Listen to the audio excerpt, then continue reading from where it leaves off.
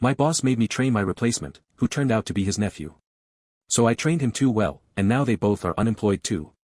People say loyalty is a virtue, but in my experience, it's just a word companies throw around when they want you to stay late for no extra pay.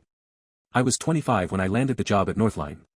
It wasn't glamorous, just a desk wedged between the break room and the server closet in a beige office where the windows didn't open and the water cooler never worked. But to me, it was everything. After a year of bouncing between temp work, unpaid internships, and side gigs just to cover rent, a full-time position with benefits felt like winning the lottery. My title was vague, something like Operations Support Associate, but my actual job was this: fix problems no one else wanted to deal with. If a shipment went missing, I tracked it. If we lost inventory counts, I reconciled them. If a client called screaming about delays, I was the voice they heard apologizing and promising a miracle. The work was grueling, the hours unpredictable, and the recognition non-existent. But I didn't care.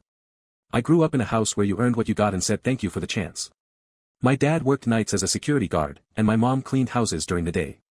They never complained, at least not where we could hear, and I carried that same silence into adulthood like it was part of my identity. At first, I believed the company would see me. That if I worked harder, stayed longer, fixed more messes, someone would notice. Maybe I'd get a raise, a real title, an office with a door. So I kept pushing. I taught myself the back-end systems no one understood. I stayed late to cover for people who bailed. I skipped lunch breaks to help departments that weren't even mine. Everyone said I was reliable. The glue that kept things running. The quiet guy who always came through. But no one said indispensable. Not out loud. Not where it counted. And then there was Dave, my manager. Dave had the kind of face that always looked mildly annoyed, like every question you asked was interrupting something more important. He wore tailored suits and fake sincerity. He called himself hands-on, but hadn't touched a spreadsheet in 3 years.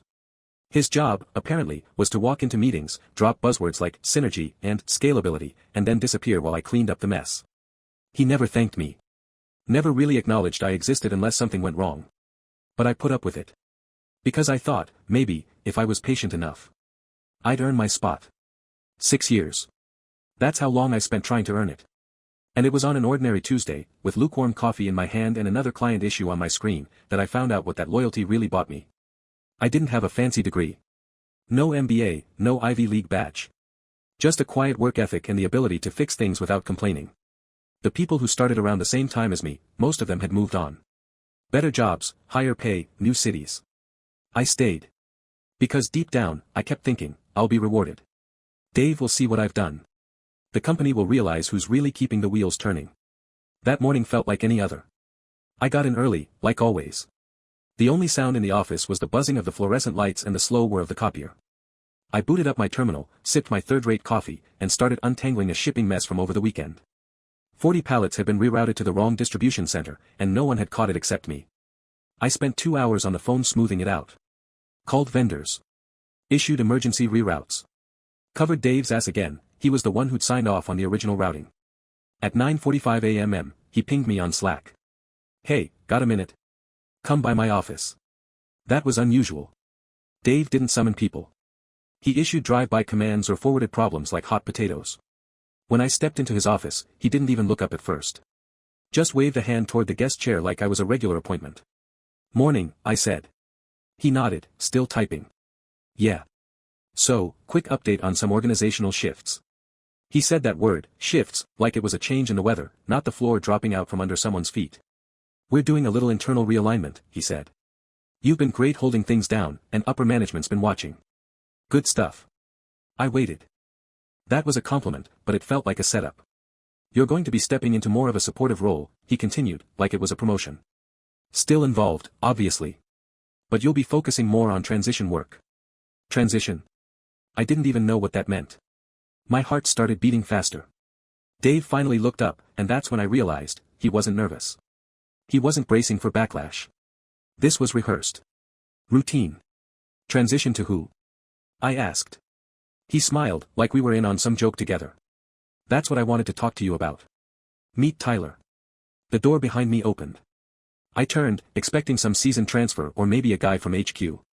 Instead, in walked a kid. 20-something, lean, tan, sunglasses on his head. He looked like someone who'd get lost in the airport trying to find baggage claim. Designer sneakers. Hair that probably cost more than my rent. Hey, man, he said, grinning like we were at a barbecue. Uncle Dave's told me all about you. Uncle. That's when it clicked. Nepotism had a name. And a smirk. I looked back at Dave. He didn't blink. Didn't flinch. Just nodded like this was totally normal. Tyler's going to be shadowing you over the next couple of weeks, he said. We want to make the transition smooth. Transition to what? I asked, my voice flat. To your current role. Tyler's taking over as lead coordinator. You'll help onboard him, get him up to speed. I stared at Dave, and in that moment, I knew two things. First, I had been replaced. Second, they expected me to smile and hold the door open while it happened. I didn't show anything on my face. Not yet. I'd been invisible for 6 years, might as well use that to my advantage now. Tyler extended a hand. Looking forward to working with you, man. I shook it. And I smiled. Because I'd already decided, if they wanted me to train my replacement, I would. I'd train him so well, he'd take everything. Including Dave's job. Dave wasn't always the worst. When I first got hired, he was just another name on a door. He didn't notice me much, just gave instructions through his assistant and sent late-night emails when things went sideways. Back then, I didn't mind. I was new, grateful, and eager to earn respect the old-fashioned way, by showing up early, leaving late, and never asking for help. About a year in, Dave started noticing me, because I was fixing his mistakes.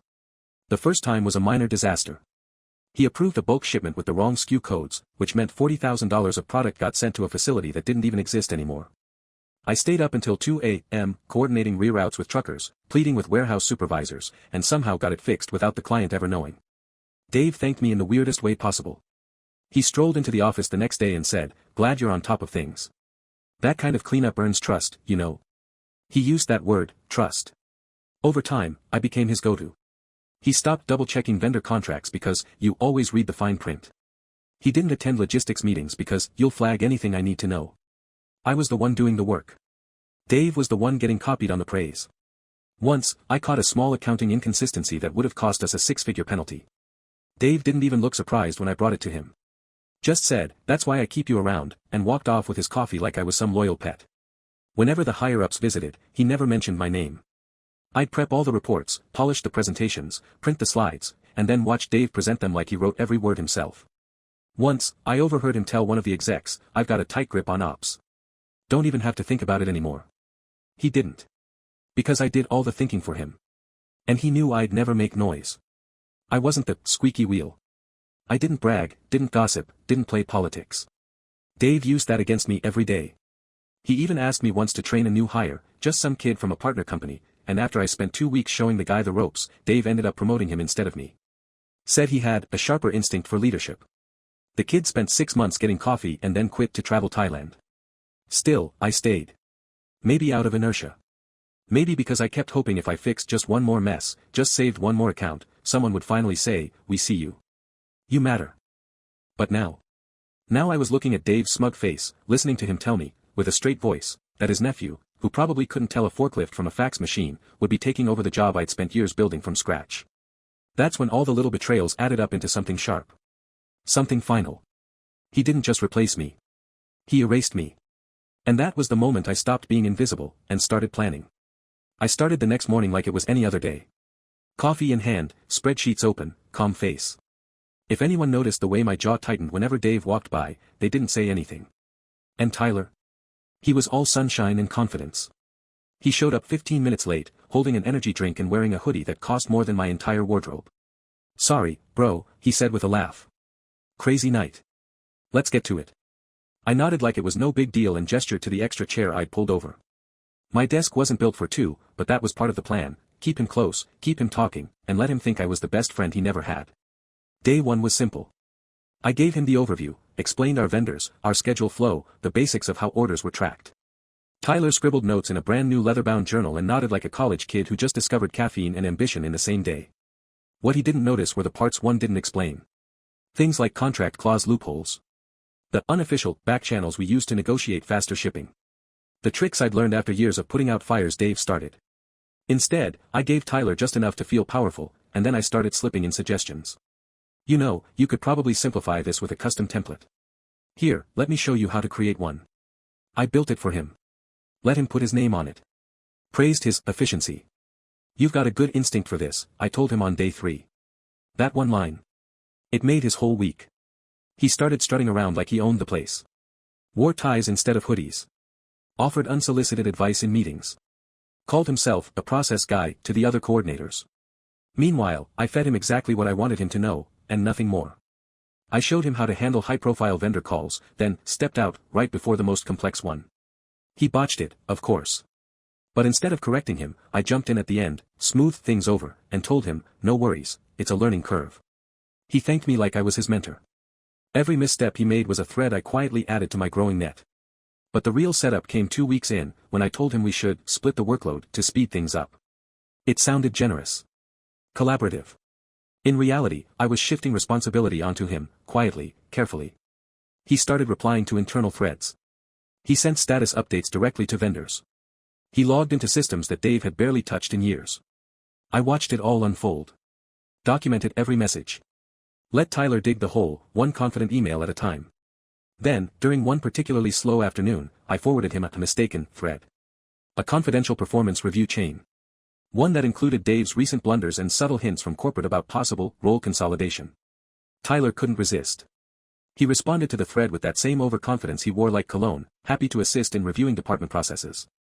I've noticed a few areas where leadership could be optimized. Leadership. He meant Dave. And he sent it to the entire review committee. I was standing next to him when he hit send. His smile faltered for just a second. You sure that was a good idea? I asked, keeping my tone flat. He looked at me, unsure for the first time. I just thought they'd appreciate the initiative. I nodded. Maybe they will. He never saw it coming. Neither did Dave. While I was busy teaching Tyler how to be me, Dave took a victory lap. He started showing up later. Ditching morning check-ins. Skipping calls that used to be marked urgent on his calendar. His posture changed, too, chest out, smile too wide, walking around like a guy who just secured his bonus 6 months early. Sometimes, he'd lean against my desk, arms crossed, and toss out little comments that made my blood simmer. How's the kid doing? Not bad, right? Fast learner, just like his uncle. Or, nice to have some fresh blood around. You know how stale these systems get. Once, I caught him bragging to another manager near the break room. Told corporate I had a solution lined up before they even asked. That's what they want, people who think ahead. People who think ahead. As if he hadn't been coasting off my work for years. And the worst part? He started pushing me aside in meetings. Little by little. Tyler, walk them through that update, he'd say, even when I was the one who wrote the damn report. Let's get Tyler on that vendor call, he'd suggest, so he can build those leadership muscles. It wasn't just a replacement anymore, it was a rewrite. I was being edited out of my own chapter, line by line, while Dave handed the pen to his clueless nephew. And Tyler? He soaked it all in. He called Dave D-Man once during a meeting and got a fist bump in return. The two of them started eating lunch together, laughing, joking, planning things I wasn't invited to. Every now and then, I'd catch Dave glancing at me with that smug, father-knows-best expression. Like he was proud of himself. Like I should be grateful to be fading into the background. I started to notice the small signs, too, the way Dave didn't log his approvals anymore. The way he stopped responding to audit pings from finance. He was checked out, coasting, assuming that Tyler, under my guidance, would keep things running so smoothly that no one would ever bother to check under the hood. And the worst part? He genuinely believed I was okay with it. That I was some quiet, loyal workhorse who would just bow out gracefully. Hand over the reins, smile, and disappear. He never once asked how I felt about any of it. Never offered a thank you. Never even pretended it was hard to let me go. To Dave, I wasn't a person. I was a convenience. And that, more than anything, made what came next feel less like revenge, and more like justice. The shift started subtly, like a strange draft in a sealed room. Tyler's email, his grand gesture to the exec team about leadership optimization, didn't get an immediate reply. For 2 days, it hung there in silence, unread by some, ignored by others. But then, late Wednesday, an email from HR popped into his inbox. Tyler, please schedule 30 minutes with Marcy at your earliest convenience. Departmental responsibilities and oversight. He asked me if that was normal. I told him it probably was. He believed me. The next day, Dave got one too. His tone changed immediately. This is probably just a routine check-in, he muttered, pacing near his office like a man waiting for a weather report that might say tornado. Happens every year around budget season. Except it didn't. I'd been here 6 years. I knew the HR rhythm better than he did. 2 days later, there was a second meeting. Then a third. Both marked confidential. Tyler stopped bragging about his streamlined processes. He stopped bouncing into work with coffee and headphones. The notebook he used to flash like a status symbol now stayed in his backpack, zipped shut. Dave became snippy, paranoid. He started pulling me into side chats, asking questions in a low voice. "You didn't forward him anything confidential, did you?" "Not that I know of." He narrowed his eyes, but said nothing more. On Monday, corporate sent a calendar invite, mandatory for Dave, Tyler, and one of the VPs, title, Departmental Audit Findings, Action Review. Tyler looked pale. Dave looked furious. "What the hell is an action review?" He snapped in the hallway. I just shrugged. Guess they didn't like his ideas. He didn't respond. Just stormed into his office and slammed the door. The fallout wasn't a bomb, it was a slow sink. A leak in the bottom of their boat that got worse every time they tried to bail water. Turns out, when you give a kid the keys to a complex system and tell him he's a genius, he doesn't stop to double-check where the cliffs are. Tyler had taken action, too much action. He'd modified internal reports, restructured a few tracking sheets, tried to simplify vendor tiers to impress the board. In doing so, he'd overwritten compliance data. Deleted years of margin tracking. Signed off on updates with Dave's login, something Dave had told him to do, for convenience. Every misstep was documented. Every action traced. Tyler's digital fingerprints were all over it. But Dave? Dave had approved the shadowing. Handed over credentials. Ignored security flags. In his arrogance, he thought protecting his nephew was easy, just keep the higher-ups distracted. Problem was, I'd made sure those higher-ups saw everything. A shared doc with just the right highlights. By the end of that week, Dave's office was empty. One morning, we arrived to find the blinds drawn shut, the door locked, and his nameplate already removed. There was no email from HR, no farewell from upper management, no obligatory, thank you for your years of service. Just a sudden absence. Rumors swirled immediately. Someone said they saw him leaving the building the day before with a cardboard box, eyes straight ahead, face red and tight like a kettle about to blow. Others whispered that security had been involved. No one knew for sure. What we did know was that he didn't even clear out his desk personally. Someone else packed it. They left his favorite travel mug in the break room sink. It sat there for 3 more days, untouched, like a monument to a man who thought he'd never be removed. There was no goodbye party. No fake smiles.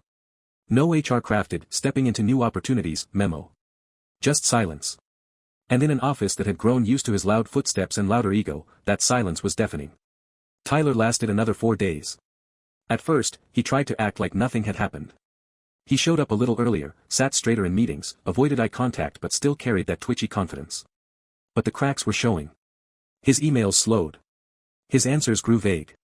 He stopped going to lunch with the team. He sat at his desk clicking between tabs like a kid trying to remember what homework assignment he was supposed to turn in. The notebook, the one he once carried like a badge of honor, sat untouched. His face changed too. The tan faded, the confidence drained. His hoodie came back. The ties disappeared. His eyes darted every time someone from HR walked past. On his final day, no one was surprised when he got the calendar invite. HR follow-up meeting, conference room B. He walked past me without a word. Didn't make a joke. Didn't ask me to cover for him. Just kept his head down, gripping the strap of his messenger bag like it was all he had left. He never came back out. No box this time. No escort. Just a quiet message in the system that his credentials were deactivated, and his email redirected to a generic archive. That was it. No warning. No ceremony. Just 2 chairs left empty, 2 names erased from the company directory. The floor felt different afterward. Lighter. Like the building itself had exhaled. People talked, of course. Whispers in the break room. Half-laughs in the stairwell. Some guessed it had to do with the compliance screw-up. Others blamed the audit review or the exec shake-up. Everyone had a theory. But no one asked me what really happened. And I never offered it. I just went back to my desk. Opened a new tab. Finished my coffee. And smiled. The following Monday, a new manager arrived. Her name was Celeste. Late 30s, sharp, calm voice, the kind of person who didn't fill silence with words. She introduced herself with a short team meeting, no ego, no speeches, no nonsense. I've reviewed the department's audit, she said, eyes scanning the room. It's clear there's been instability. I don't care about the past. I care about what works. She looked directly at me. I'll need someone who actually knows how things run here. The next few weeks were a quiet revelation. No more babysitting. No more cleaning up after Dave. No more pretending to be the shadow behind the curtain while someone else took the credit. I got a new title, Senior Process Lead. A bigger desk. My name started appearing at the top of project briefs instead of in the footnotes. And best of all, the silence. No passive-aggressive comments. No smirking uncles or overconfident nephews. Just work. Clean, efficient, acknowledged work. Celeste didn't micromanage. She asked questions. Listened. Made decisions that made sense. And me? I went home at 5 for the first time in years. I stopped grinding my teeth at night. Stopped checking my email before I even got out of bed. The knot in my chest, the one I'd lived with for so long I forgot it was even there, finally started to loosen. People started asking me things.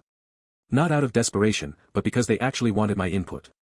I became the person they sent new hires to shadow. Not because I was safe. Because I was trusted. I never said anything to HR. Never told them what I'd seen or done. It wasn't necessary. Justice had already been served. Sometimes, I still think about Dave. About how sure he was that I'd go along quietly. That I'd keep my head down and train my own replacement like a good little soldier. And Tyler? I wonder if he ever realized what he walked into. If he ever figured out that the man he thought was showing him the ropes was actually tying them into a noose. But I don't dwell on it. I have better things to think about now. Like the new project we're launching next quarter. Like the intern who reminds me of myself, minus the bitterness. Like the sun through the window that actually works in my new corner of the building. I stayed quiet for 6 years. Let them take credit. Let them pretend I didn't matter. Now I let my work speak for me. And the silence?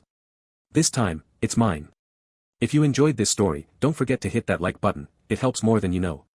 Subscribe and stick around for more true stories with twists, turns, and just the right amount of karma.